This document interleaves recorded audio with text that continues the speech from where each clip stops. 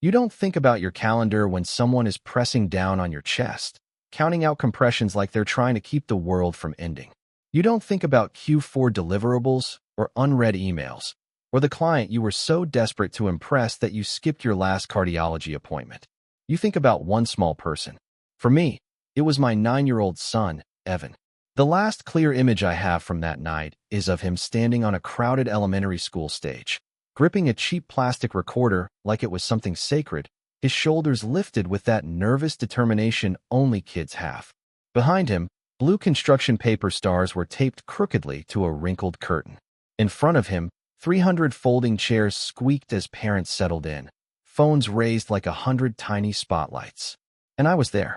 Physically, my body was in that metal chair, my work phone on my knee, the Slack notification bubble glowing like it had more authority than anything happening on that stage.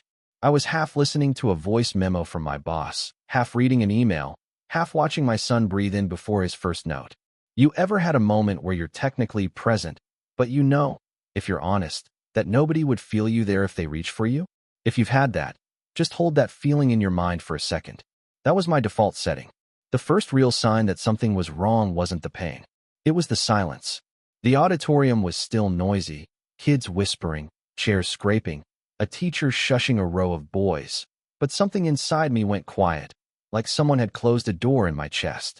I remember thinking, vaguely, that's weird, and shifting in my seat. Then everything narrowed. The screen on my phone blurred, the edges of my vision darkened, and I had the bizarre thought that the room was tilting, like a ship slowly listing to one side. Heat crawled up the back of my neck. My shirt felt too tight. I tried to swallow, but my mouth was dry, like all the moisture had evacuated with my calm. I told myself it was stress. It had always been stress. A little tightness, a little pressure, a little shortness of breath on the stairs, stress. I'd repeated that word so many times it felt like a diagnosis and a permission slip in one. But as Evan lifted the recorder to his lips, a crushing weight settled in the center of my chest, heavy and deliberate, like a fist slowly closing around my heart. I remember thinking, in one bright, terrifying flash, if I die here, my son will always remember that this is how I showed up for him. Not with my whole attention, not with pride in my eyes, with a phone in my hand. And then the world tilted a little more. Before my heart stopped at my son's recital, I would have told you I was a good man. Not a perfect man, not some hero, just solid. I paid the mortgage on time. I kept gas in both cars. I'd been at the same company for nearly 15 years, working my way from junior analyst to project manager. People trusted me with budgets, timelines, entire teams. I wore that like a badge. If you'd asked me what my priorities were, I would have said, without hesitation, my family. And I would have believed it. Most weekday mornings looked the same. Alarm at 5:30. Thumb on the snooze button twice, sometimes 3 times. The ache in my chest when I rolled over had become part of the routine, like the stiff neck and the dull headache behind my eyes. I'd lie there for a couple of seconds, feeling that tightness, and mentally file it under more coffee needed. By 6 o'clock, I was at the kitchen counter, laptop already open, the glow of my inbox reflecting off a half-eaten piece of toast. My wife, Lena, would move quietly around me, packing lunches, coaxing cereal into our younger daughter, Mia, and reminding Evan about library books. I heard all of it like it was coming through a wall. Sometimes she'd say, "Can you take Evan to the bus this morning?" And I'd answer, eyes on my screen, "Can't. I've got to stand up at 8. Like that settled the universe. Maybe you know what that kind of life feels like. Days stacked like dishes in the sink, slightly different shapes, but all the same weight. At work, I was the guy who said yes when other people hesitated. Yes, I can take that client. Yes, I can stay late. Yes, I can jump on at 9 p.m. Yes, I can join the Saturday morning call. That's how I ended up with 60, 70-hour weeks, even when my contract said 40. Every yes to work was a no to something else, but I didn't frame it that way then. I remember one image so clearly it makes my chest hurt for a different reason now. Evan sitting at the edge of our beat-up gray couch, a baseball glove on his left hand, ball in his right, cleats already laced. He must have been 7. He was watching the front door like it might suddenly decide to be a different door, to open to a different father. I was upstairs, still on a video call that was supposed to end at 5, and had slid to 6:30. I'd told him, "We'll throw in the yard after my meeting, buddy. I promise." I'd said that so often the sentence could have been stamped on my business card. By the time I finally came down, glove still in his hand, the sky had gone from gold to gray. "We can still throw a few," I said. He shrugged and told me it was okay. He was tired anyway. Kids get tired, sure. But that wasn't honest fatigue. That was a 7-year-old learning in real time how to lower his expectations. You ever watch someone you love do that? Shrink their hopes so it'll fit inside what you're willing to give?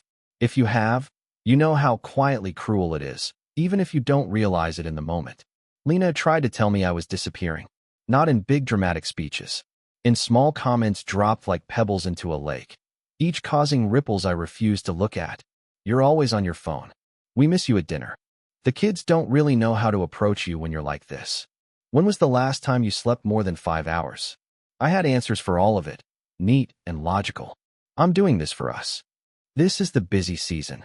Once this project is over, things will calm down. You like the house, right? That takes work." If you're listening to this and feeling defensive on my behalf, I get it. I was too. Maybe you've told yourself some version of the same story. "I'm killing myself for them." It's sacrifice. Just sit with that for a moment. Ask yourself, would the people you say you're sacrificing for actually choose this version of you? My health became background noise. Take out 3 or 4 nights a week because you had time to cook. Coffee to wake up, energy drinks to push through the afternoon, alcohol on Friday nights just to slam the brakes on the week. The chest tightness started as an occasional visitor. Climbing the stairs with a laundry basket, I'd feel a squeezing, like someone pinching from the inside. I'd stop, hand on the railing, taking slow breaths until it let go. I joked to Lena that I was getting old. 45 isn't old. It's just not 25, and your body starts sending memos you ignore at your own risk. My sleep was a mess. I'd fall into bed after midnight, mind still buzzing with unresolved tasks, and jolt awake at 3 a.m., heart racing, convinced I'd forgotten something crucial. Sometimes I'd lie there in the dark, feeling my pulse hammering in my throat, thinking, if I have a heart attack, it'll be because of the Jenkins account. I'd even laugh to myself, like it was a dark, clever joke. When my primary doctor finally persuaded me to see a cardiologist, just to be safe, given your family history, I agreed. I scheduled the appointment. Then a critical client call landed on the same morning. I remember the moment I canceled that appointment as clearly as my collapse at the recital. I was in the parking lot, engine running, finger hovering over the call button. My chest had been tight all week. I was out of breath after walking from my car to my desk. Lena had kissed me that morning and said, "Please go. Don't brush this off." I stared at the phone, swallowed, and hit cancel and reschedule. I never rescheduled. At the time, it felt like a responsible adult decision. The client was upset. The project was at risk. My team was counting on me. The doctor could wait a few weeks. Looking back, it feels like I stood at a fork in the road and chose, quite casually, to keep walking toward the cliff. Have you ever done that? Chosen the thing that impressed other people instead of the thing that might keep you alive for the people you love? I don't ask that to shame you. I ask it because that's exactly what I did, and I didn't recognize it as dangerous until I woke up in an ICU bed wondering if my son had seen me die. That was the life I called providing. It took my heart stopping in a school auditorium to realize I'd been slowly disappearing from the very life I was supposedly working so hard to support. After I canceled that cardiology appointment, something shifted, not in my behavior, at least not right away, but in the background hum of my life.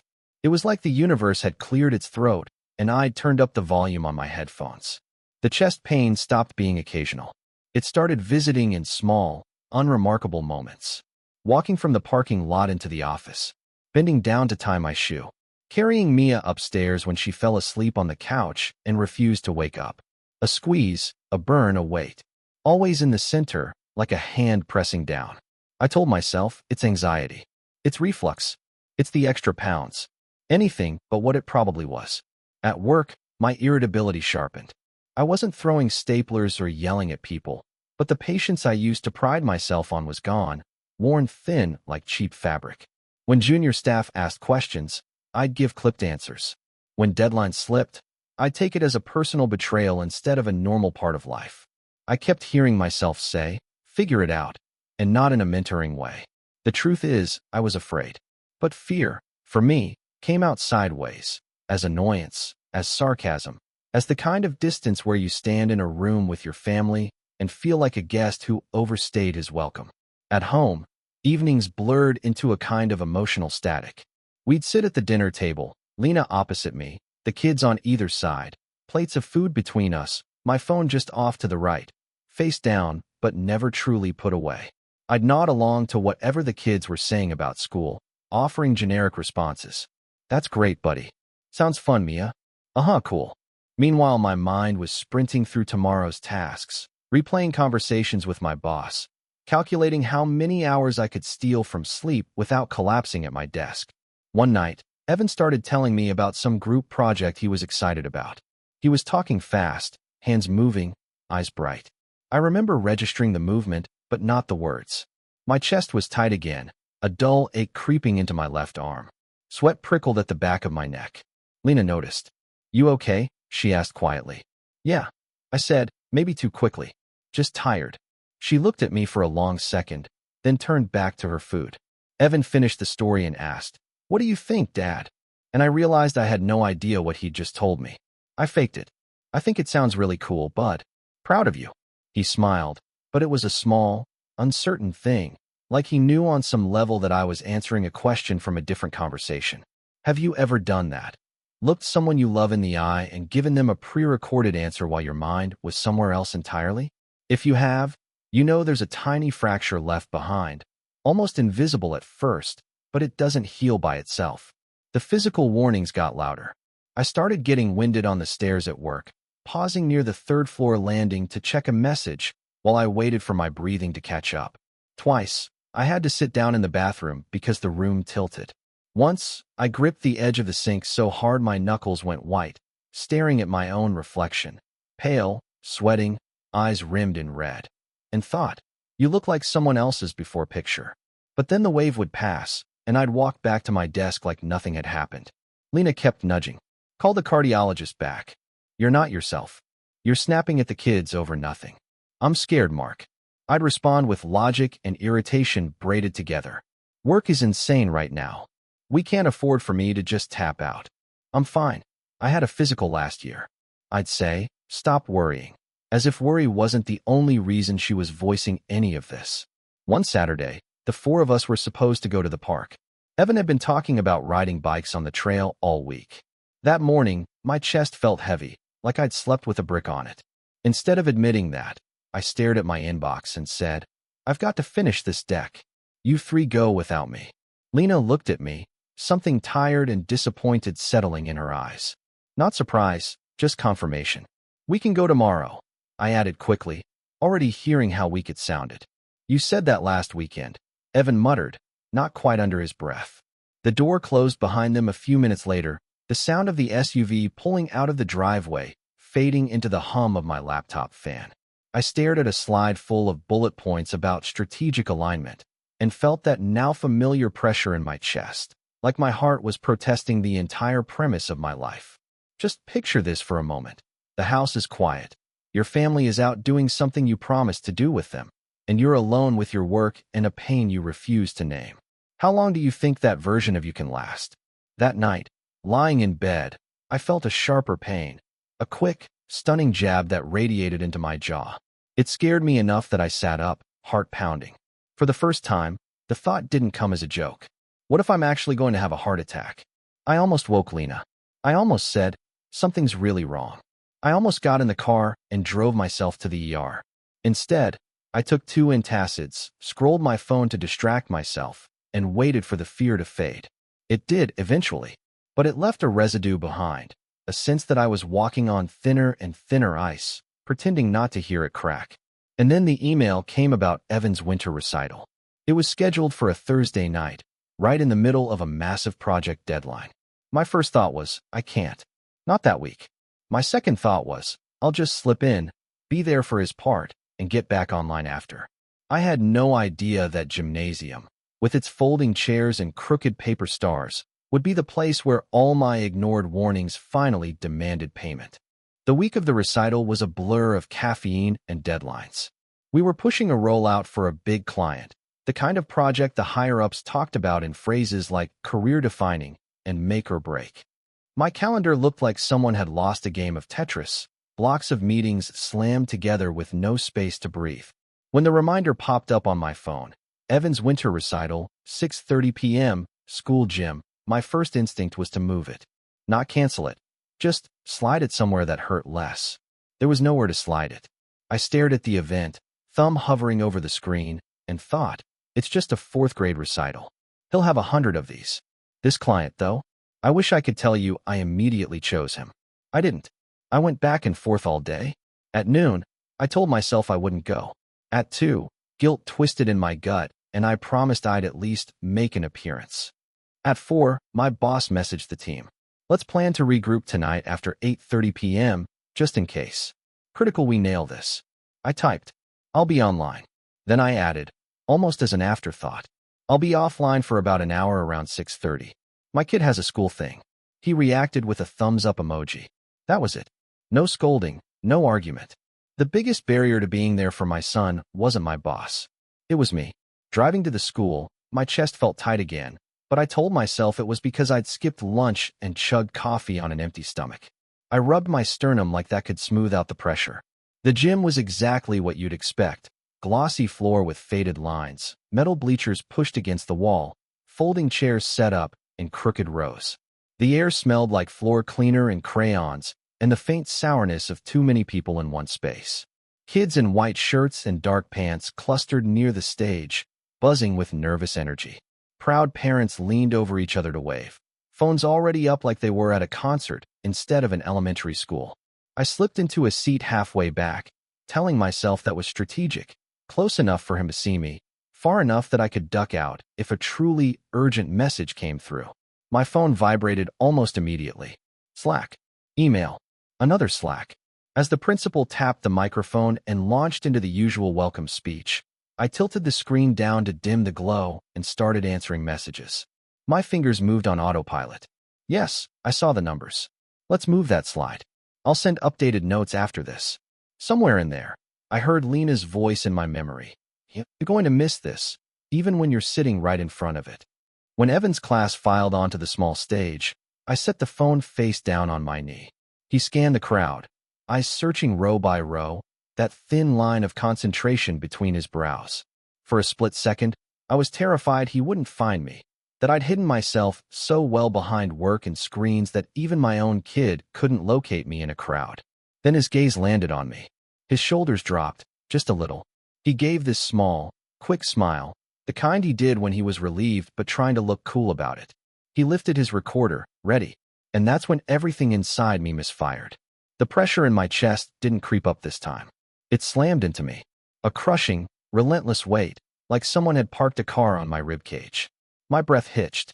I tried to shift in my seat, to roll my shoulders back, but the movement made it worse. Heat surged under my skin. Sweat beaded along my hairline. My left arm felt heavy, foreign, like it belonged to someone else. Not now. Not here. Breathe. Just breathe. I inhaled, but it felt like the air hit a wall halfway down. My vision sharpened around Evan, his small hands on that cheap plastic recorder, and blurred at the edges, colors smearing into each other. The music began, a thin, reedy chorus of recorders squeaking out some simple melody. I couldn't tell you what the song was. All I remember is the sound getting distant, like someone was slowly turning the volume knob down. I reached for my phone, not to check messages, but because it was something solid, something to hold on to. My fingers shook. Hey, are you okay? A woman's voice to my right asked. I turned my head, slow and clumsy. A mother I vaguely recognized was looking at me, concern tightening her features. You don't look so good. I'm fine, I started to say. What actually came out was a broken mumble. My tongue felt thick. The word fine stuck in my throat like gravel. As I tried to stand, my legs buckled. There's a very specific kind of fear that hits you when your body stops obeying you. It's like being locked out of your own house while you can still see the lights on inside. My knees hit the floor. The chair tipped, clattering loudly. The music stumbled to a stop. Voices rose around me, sharp, startled, overlapping. Sir, somebody get help. Call 911. He's having a heart attack. The pressure in my chest exploded into pain, so bright it didn't even feel like pain anymore. Just panic compressed into a single point. I tried to take a breath and felt nothing move. Then there was a different sound. Evan's recorder clattering on the stage. Feet pounding. A child's voice, high and terrified. Dad. I don't know if that was real or if my brain filled it in afterward. All I know is I heard it. And it cut deeper than the pain. Hands were on me suddenly. Someone loosened my tie. Another voice, close to my ear now. I'm a nurse. Sir, can you hear me? Stay with us, okay? I wanted to say, yes, I hear you. I'm trying, but my mouth wouldn't cooperate. My vision tunneled, faces blurring into an indistinct ring above me. The gym ceiling swam. Chest compressions, another voice said. We need to start CPR. The first push on my sternum felt like a violent accusation. The second and third blurred. Then it became a rhythm. Counting, pressing, air forced into lungs that didn't want to work. If you've never been the one on the floor, put yourself there with me for a moment. You can't move. You can't speak. Your entire existence has narrowed to pressure and noise and the terrifying realization that you have absolutely no control left. The people you love are somewhere above you, and you don't know if you'll ever get back to them. Somewhere, far away, I heard crying. A child, maybe two. A woman pleading, please, please, please. The beeping of something, maybe a phone, maybe a watch, cut through everything else in sharp little stabs. Then another voice, we have an AED. Clear some space. Keep compressions going. I caught flashes. The bright yellow of the defibrillator case. The rip of fabric as someone tore open my shirt. Cold pads on my skin. The word, analyzing, drifting through the air like it was about something less important than my heart. Everyone clear. For a second, there was nothing. No sound. No movement. Just a suspended, silent waiting. And in that impossible, stretched-out heartbeat of a moment, one thought rose above everything else, louder than the fear, louder than the pain. I was never really here. Not at dinners. Not at the park. Not even at this recital. Not fully. My body had been present, but I'd been living like a ghost in my own life, haunted by notifications and deadlines. The shock hit, a violent, whole-body jolt. My back arched. The world went white around the edges. Then, nothing. No light. No tunnels. No angels. Just a sudden, absolute absence. Like someone had flipped the switch on everything I'd been, and I had no idea if anyone would ever turn it back on. If you're expecting some dramatic description of floating above my own body in the gym or watching the paramedics work on me from the ceiling, I'm going to disappoint you. There was no tunnel, no bright light, no booming voice explaining the secrets of the universe. There was just interruption, like someone yanked the plug out of the wall, and for a while, there was nothing I can put into words. Then, slowly, something like awareness seeped back in, not of a place or a body, but of me. Imagine being in a dark room with no walls, no floor, no ceiling. There's nothing to see, nothing to touch. The only things that still exist are what you carry inside your own head. That's the closest I can get. The first thing that arrived wasn't an image. It was a sentence. I was never here. It rolled through my mind with a weight that felt different from my usual self-criticism. It wasn't that nagging little voice I'd learned to ignore. It felt like a verdict. Then the images started. Not in order. Not like a movie. More like someone had taken the best and worst parts of my life, cut them into fragments, and started tossing them into that dark room where I was. Evan on the edge of the couch, baseball glove on his left hand, ball in his right, his eyes flicking to the doorway every few seconds. Waiting. Lena at the kitchen table, eating dinner alone, a plate opposite her cooling untouched, my empty chair a quiet accusation. The glow of my laptop at 1 a.m. The house completely dark except for that rectangle of blue light, my own reflection ghosted in the screen. My phone face down at a restaurant, vibrating against the wood every few minutes while Evan tried to tell a joke he'd learned at school, and I kept saying, hang on, buddy, let me just answer this. Mia's small hand slipping into mine on a walk, her grip loosening when I pulled away to check a notification. None of these were new memories. I'd been there for all of them, but I'd never looked at them from the outside. I'd never seen myself the way they must have seen me, physically present, emotionally somewhere else. If you've got kids, or someone you love who reaches for you in little ways, I want you to picture those small moments right now. Who's looking at you across the table? Who's waiting for you at the door? Now imagine seeing yourself from their angle. Would they say you're actually there with them? Or just occupying the same air? In that strange non-place, I didn't see the recital itself at first. I saw everything around it. The email reminder I'd nearly deleted. The moment in my car, hand on the steering wheel, debating whether to go. The look on Lena's face when I told her, I might have to duck out early. You know how in normal life, you can justify anything if you talk fast enough inside your own head? All those justifications were silent now. They were like subtitles that had been stripped away, leaving just the raw footage of my choices. Then I heard something. Not clearly, not like a sound in a room. More like an echo of a memory. Faint, trembling. Daddy, wake up. I practiced for you. I can't tell you if Evan actually said those words while I was on the floor. Maybe he did. Maybe it was a composite of 100 times he'd said he wanted to show me something, and I'd been too busy. But in that moment, it cut straight through whatever I was in. I practiced for you. I saw him at the dining table, brow furrowed over that cheap recorder, squeaking his way through a song again and again while I sat on the couch behind him, laptop open, earbuds in. He'd turn his head, looking to see if I was watching, and I'd give him a thumbs up without even taking out my headphones. That dark room inside me flooded with another feeling then. Not just regret, but shame that felt physical.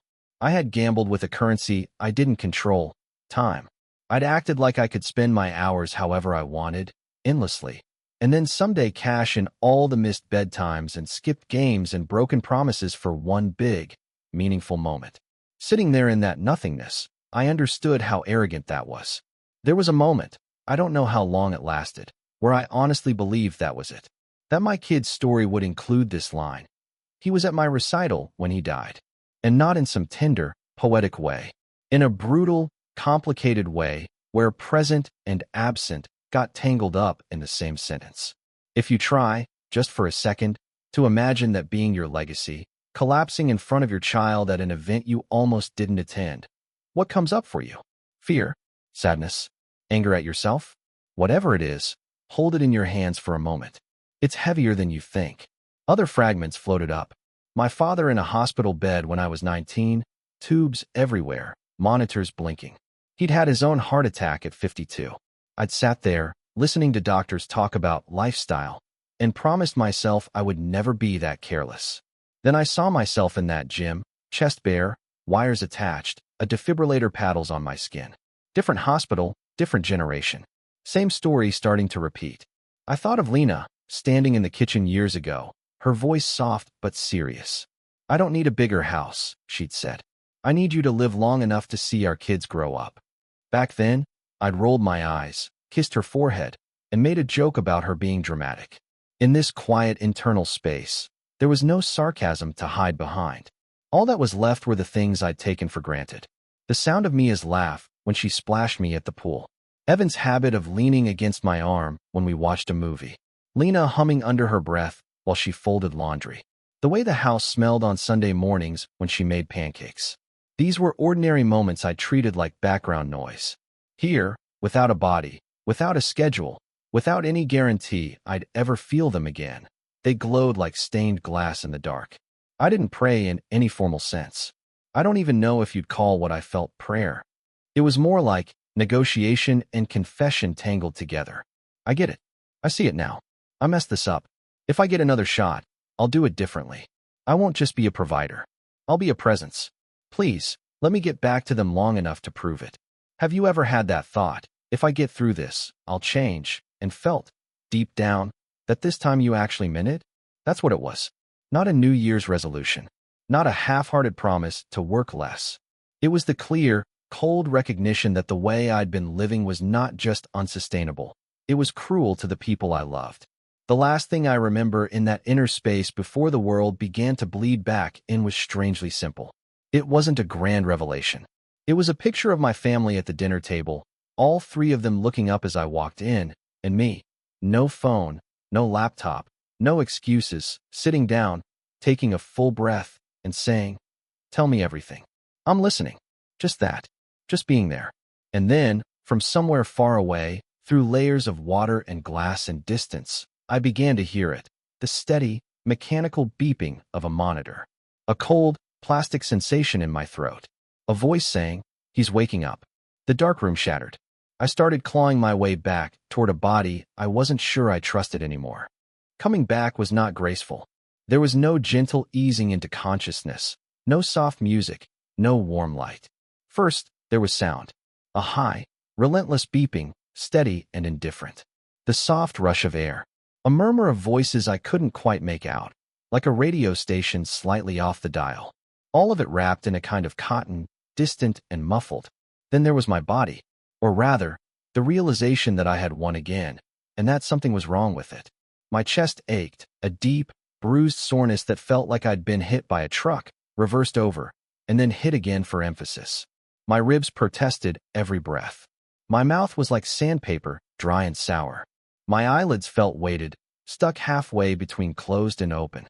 And there was something in my throat. Thick, unnatural. Panic flared, immediate and primal. My first clear thought was I'm choking.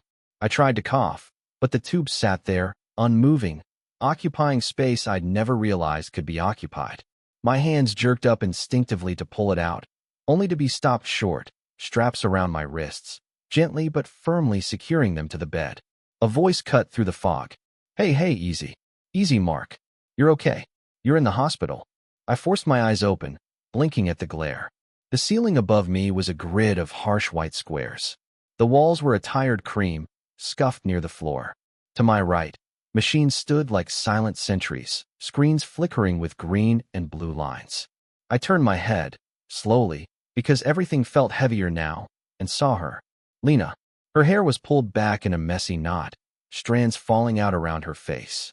Her eyes were red, lids swollen, like she hadn't slept in a very long time.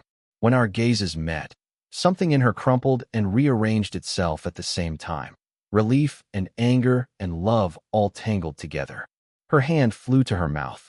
Then she grabbed my forearm with the other, fingers digging in like she was afraid I'd vanish if she loosened her grip. You're here, she whispered, voice cracking. Oh my God, you're here.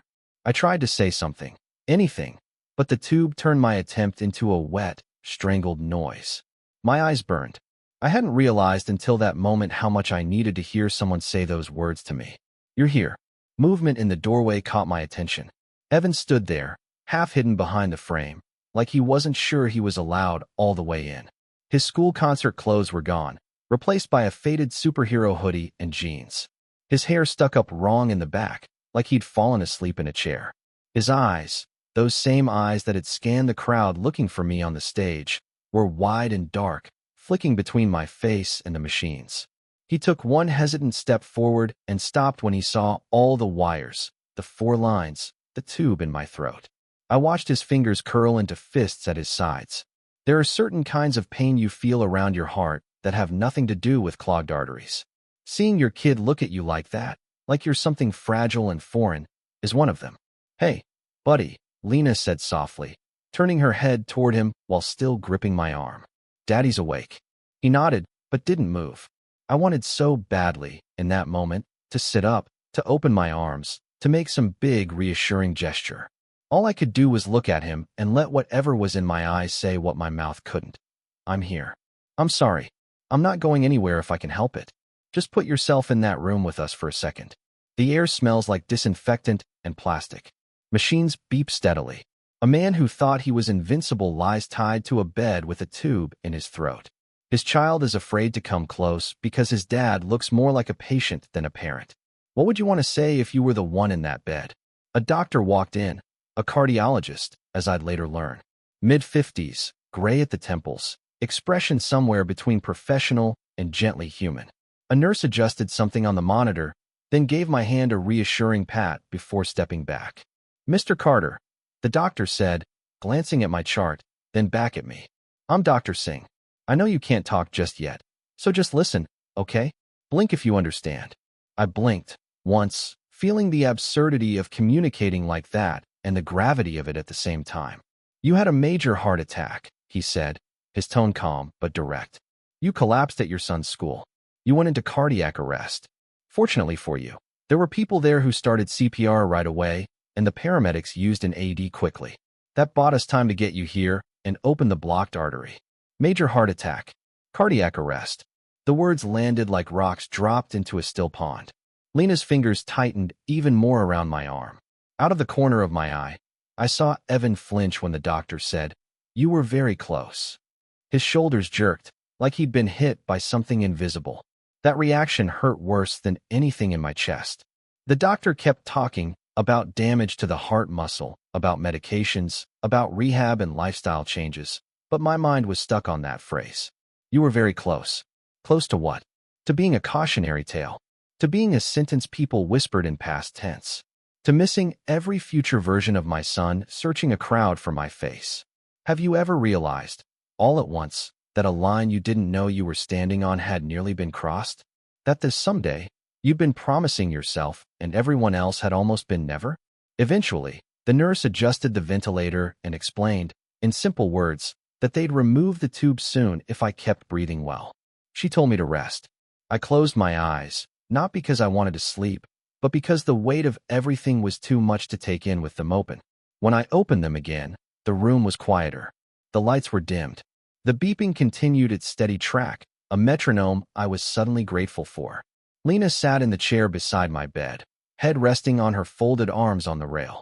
One hand still held my wrist, thumb occasionally brushing against the monitor clip on my finger, like she was reassuring herself that the numbers matched the person beneath them. Evan had moved closer while I slept. He stood at the foot of the bed now, both hands gripping the metal frame. He wasn't touching me, not yet. His eyes traced the tubes and wires with a kind of wary fascination, then jumped to my face. Our eyes met. After a long beat, he slid one hand along the rail until his fingers brushed my ankle through the blanket, the gentlest possible contact, as if he was afraid I'd shatter. That small touch broke something open inside me. Tears burned their way out of the corners of my eyes, hot and relentless. It wasn't just fear or relief. It was the overwhelming, humbling awareness that these people were still here, that I hadn't lost my chance completely. I had come very close, but not all the way.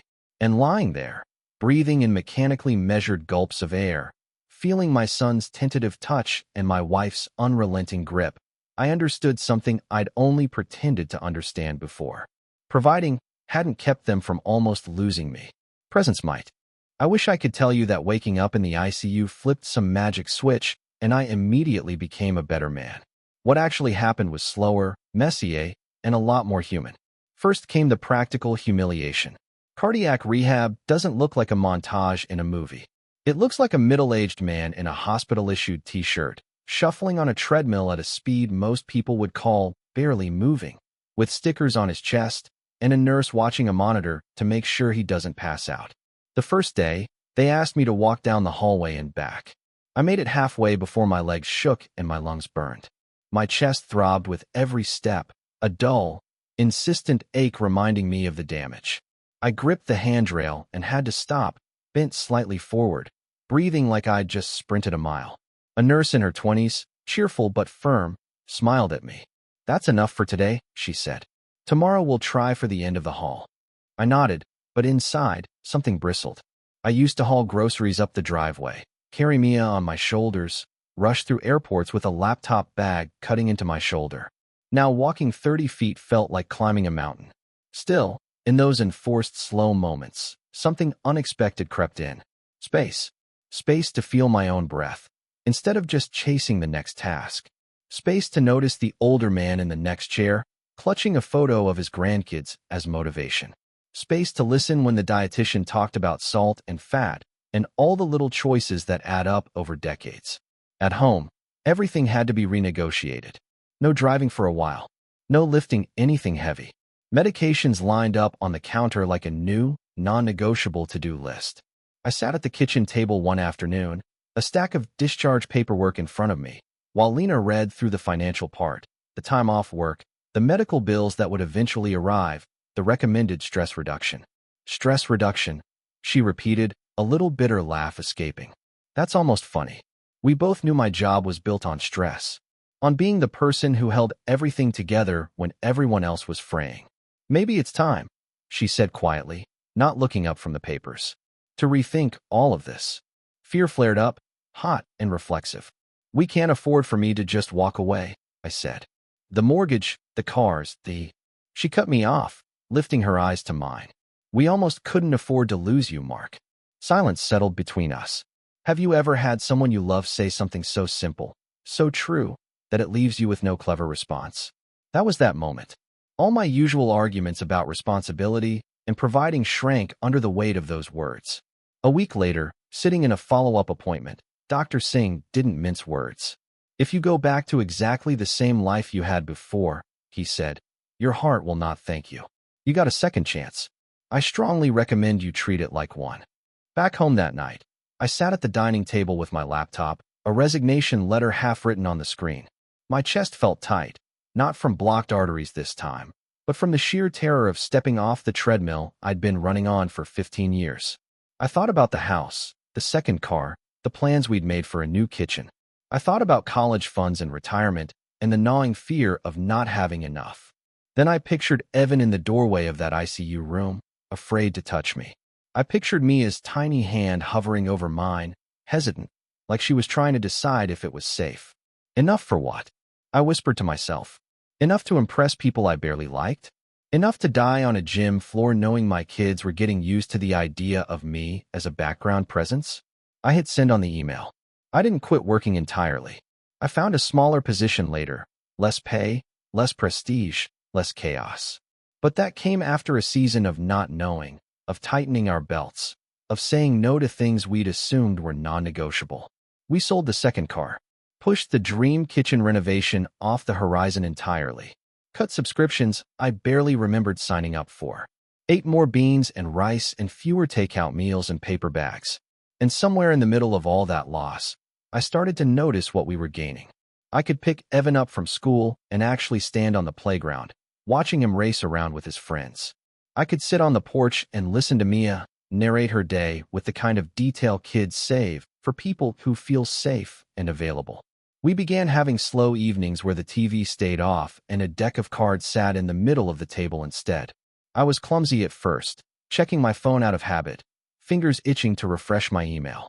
Eventually, I put it in a drawer before dinner and tried an experiment, being fully present for an entire hour. You might be thinking, that's not exactly heroic. And you're right, it isn't. But after you've felt your heart stop once, even small acts of presence feel sacred. One evening, a few months after the heart attack, I stood at the grill in our small backyard. The sun was sinking behind the fence, painting the sky in orange and pink streaks.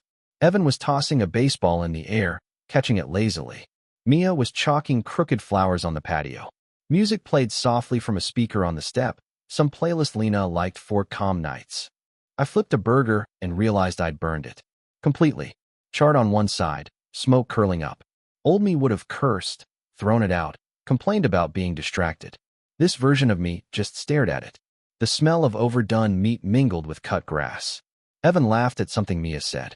Lena's silhouette moved behind the kitchen window, setting plates on the counter. All of a sudden, the scene hit me with such force I had to put the spatula down. It was nothing special. No grand vacation. No big achievement.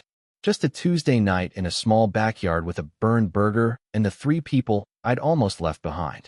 My throat closed up. Tears blurred the edges of the fence, the sky, the kids. I turned my face away for a second, wiped my eyes with the back of my wrist, and let out a shaky breath. You ever have a moment like that? Completely ordinary on the surface, but something in you recognizes it as holy? If you have, you know how it feels. Like someone took the volume knob on your awareness and turned it all the way up. I made myself a rule that night, standing over that ruined burger. If it won't matter on my deathbed, it doesn't get priority over my family tonight. It's not a perfect rule. I still forget it sometimes. I still get irritable, still worry about money, still catch myself reaching for my phone at the wrong moments. But now, every time my chest tightens, not from plaque, but from stress, I have a very vivid memory to measure it against. A gym floor, paper stars on a curtain, my son's terrified eyes. And almost every time, that's enough to make me put the phone back down, look across the table, and say, tell me more. I'm listening. Sometimes I think back to that night in the gym and realize how thin the line was between the life I have now and a version where my kids tell the story differently. In that version, there's no backyard Tuesdays, no burned burgers, no slow walks on the trail where Evan talks about middle school and Mia grabs my arm when she's nervous crossing the street. In that version, I'm a framed photo on a shelf and a story people tell about how hard he worked. I don't want that to be my legacy anymore. If you're listening to this, I don't know what your heart is doing, not just the muscle in your chest, but the quiet part of you that knows when something is wrong. Maybe your warnings are physical, like mine were. Maybe they're emotional. Your kid's disappointed face, your partner's tired eyes, that constant feeling that you're missing your own life while you're busy trying to secure it. Just picture this for a moment. You're lying in a hospital bed, wires everywhere, your chest hurting from compressions, and you hear a doctor say, "You were very close." Who's standing at the foot of your bed? What do you wish you'd done differently for them? Have you ever ignored something important until it was almost too late? Your health, a relationship, a small voice inside that keeps saying, something has to change? I'm not here to preach or tell you to quit your job or sell your house. All I can say, from the other side of very close, is this. Time is not yours to schedule the way you think it is. You don't own it. You borrow it. And the ordinary moments you keep postponing, the recital you might skip, the walk you cancel, the story you're too tired to listen to, those might be the real treasures you were working for all along. If you still have the chance to say something kind, to sit down and really listen, to put your phone away and let someone you love feel you there with them, don't leave it for later.